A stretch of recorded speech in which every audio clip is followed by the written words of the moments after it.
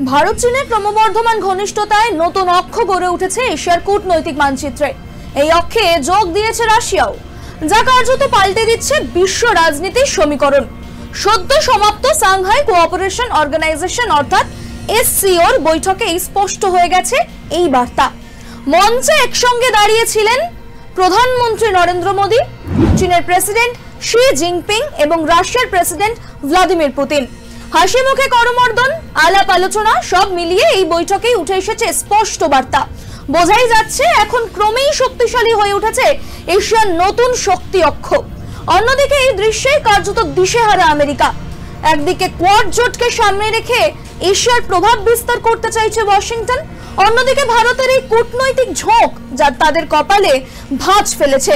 কারণ ভারত ছিল মার্কিন কৌশলের প্রধান ভরসা, কিন্তু সাম্প্রতিক সময় মার্কিন প্রেসিডেন্ট ডোনাল্ড ট্রাম্প ভারতের সঙ্গে সম্পর্ক নিয়ে একাধিকবার বিতর্কিত মন্তব্য করেছেন। ভারত পাক উত্তেজনা প্রসঙ্গে মধ্যস্থতা করার দাবি কিংবা শুল্ক আরোপ সবই নয়াদিল্লির কাছে বিরক্তিকর বার্তা হিসেবেই ধরা পড়েছে। এর মাঝেই ভারত রাশিয়া থেকে বিপুল পরিমাণ তেল আমদানি করে এবং চীনের সঙ্গে সরাসরি কূটনৈতিক বার্তা বিনিময় করে আমেরিকাকে কার্যত কড়া জবাব দিয়েছে। এক্ষেত্রে রাশিয়া ও চীনের সঙ্গে ভারতের বাড়তি ঘনিষ্ঠতা সরাসরি আমেরিকার ভূরাজনৈতিক যে স্বার্থ, সেই স্বার্থকে আঘাত করেছে। ফলে ট্রাম্প প্রশাসন তড়িঘড়ি ভারতকে ফের কাছে টানার চেষ্টা শুরু করেছে।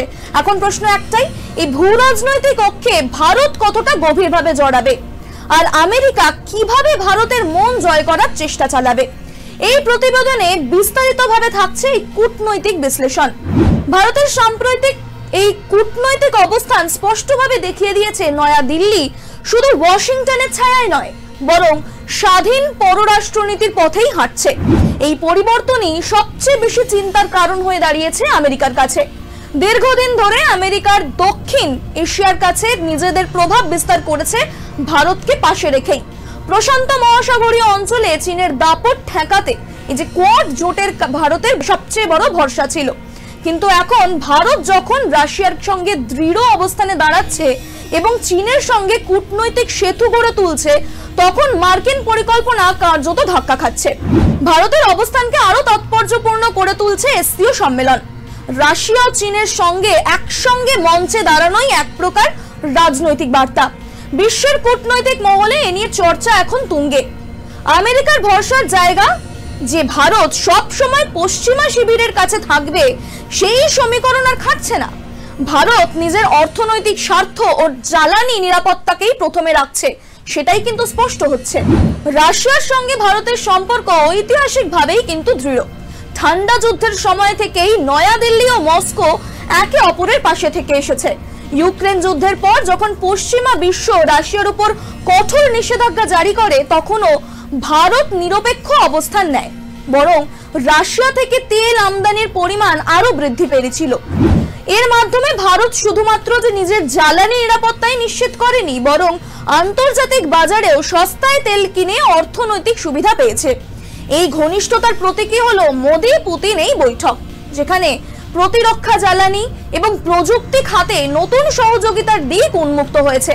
বিশেষজ্ঞরা বলছেন, রাশিয়ার সঙ্গে সম্পর্ক ভারতের জন্য কেবল অর্থনৈতিক নয়, কৌশলগত দিক থেকেও অত্যন্ত গুরুত্বপূর্ণ। প্রতিরক্ষা সরঞ্জামের একটি বড় অংশ আজও রাশিয়া থেকেই আসে। ফলে ভারত এই সম্পর্ক থেকে সরে আসার ঝুঁকি নেবে না। ভারত চীন সম্পর্ক বরাবরই কিন্তু টানাপোড়েনে ভরা। গালওয়ান সংঘর্ষের পর থেকে দুই দেশের মধ্যে অবিশ্বাস স্পষ্ট ছিল, কিন্তু এসসিও বৈঠকে মোদি জিনপিং করমর্দন দেখিয়েছে দুই দেশ অন্তত কূটনৈতিকভাবে নতুন পথে হাঁটতে কিন্তু আগ্রহী। বিশেষজ্ঞদের মতে দক্ষিণ চীন সাগর ও এশিয়ার অর্থনৈতিক সমীকরণে চীনের ভূমিকা কিন্তু অস্বীকার করা যায় না। তাই সরাসরি বৈরিতার বদলে সম্পর্ক এই মেরামতের উদ্যোগে নিতে চাইছে নয়াদিল্লি। একই সঙ্গে বার্তা দেওয়া হচ্ছে আমেরিকাকে, ভারত চাইলে বেজিং এর সঙ্গেও কাজ করতে পারে। এই সমীকরণ আমেরিকার কাছে বড় ধাক্কা, কারণ কোয়াড জোটের অন্যতম লক্ষ্যই ছিল চীনকে ঘেরাও করা। সেখানে ভারত যদি চীনের সঙ্গে বোঝাপড়ায় যায়, তবে কোয়াড কার্যত অচল হয়ে পড়বে। ভারতের সঙ্গে সম্পর্কের টানাপোড়েনের জন্য অনেকটাই দায়ী আমেরিকার নিজস্ব নীতি। প্রেসিডেন্ট ট্রাম্প বারবার এমন মন্তব্য করেছেন যা ভারতের কাছে অস্বস্তিকর, যেমন কাশ্মীর ইস্যুতে মধ্যস্থতা করার দাবি বা ভারত পাক সংঘর্ষ বিরতির কৃতিত্ব নিজের ঘাড়ে নেওয়া, সবই নয়াদিল্লির কাছে নেতিবাচক সংকেত।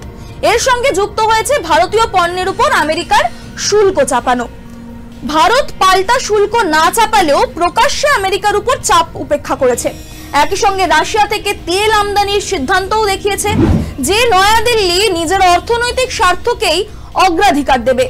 বিশেষজ্ঞরা বলছেন ওয়াশিংটনের এই খামখেয়ালি কূটনীতি ভারতের মতো দেশের কাছে আর আকর্ষণীয় থাকছে না। এসসিও সম্মেলনের পর স্পষ্ট হয়েছে এশিয়ার ভূ রাজনীতিতে নতুন মানচিত্র আঁকা হচ্ছে। ভারত, চীন এবং রাশিয়া এই তিন শক্তির সমীকরণ বিশ্ব রাজনীতিতে বড় প্রভাব ফেলবে। আমেরিকা দীর্ঘদিন ধরে যে অঞ্চলে নিজের প্রভাব কায়েম রেখেছিল সেখানে এখন প্রশ্ন উঠছে আর কতদিন সেই আধিপত্য টিকবে। ভারত যদি এই অক্ষের সঙ্গে দীর্ঘমেয়াদী সম্পর্ক গড়ে তোলে তবে আমেরিকার ইন্দো প্যাসিফিক স্ট্র্যাটেজি কার্যত অকার্যকর হয়ে পড়বে। দক্ষিণ চীন সাগরে মার্কিন নৌবাহিনীর উপস্থিতি তখনও থাকতে পারে, কিন্তু ভারত ছাড়া সেটি কার্যকর হবে না। ফলে আমেরিকার প্রভাব ক্রমেই খর্ব হবে। বিশ্ব রাজনীতির অঙ্কে এখন ভারত সবচেয়ে বড় ফ্যাক্টর। একদিকে আমেরিকার উপর নির্ভর না করে স্বাধীন নীতি গ্রহণ করেছে নয়াদিল্লি, অন্যদিকে রাশিয়া ও চীনের সঙ্গে কূটনৈতিক ভারসাম্য গড়ে তুলেছে। এই দ্বৈত কৌশলই ভারতের অন্য সব দেশের থেকে আলাদা করে তুলেছে। আমেরিকা বুঝতে পারছে ভারতকে ছাড়া এশিয়ায় চীনকে রুখে রাখা সম্ভব নয়, কিন্তু ভারত যে আর আগের মতো ওয়াশিংটনের নির্দেশে কাজ করবে না সেটাও কিন্তু স্পষ্ট। বরং নিজেদের অর্থনৈতিক এবং কৌশলগত স্বার্থকেই প্রাধান্য দিচ্ছে মোদী সরকার। এই কারণেই রাশিয়ার সঙ্গে সম্পর্ক জোরদার হচ্ছে, চীনের সঙ্গেও বরফ গলছে। এই সমীকরণে সবচেয়ে বড় ক্ষতিগ্রস্ত হচ্ছে আমেরিকা। কোয়াড জোট, ইন্দো প্যাসিফিক কৌশল কিংবা দক্ষিণ চীন সাগরে সামরিক মহড়া সবই কার্যত অর্থহীন হয়ে যাবে যদি ভারত নিজের স্বাধীন পথে হাঁটে। মার্কিন প্রশাসন এখন তাই মরিয়া হয়ে উঠেছে ভারতের সঙ্গে সম্পর্ক মেরামতের চেষ্টা করতে। কিন্তু প্রশ্ন হচ্ছে এই প্রয়াসে দেরি হয়ে গেল কিনা, কারণ বিশ্ব এখন দেখছে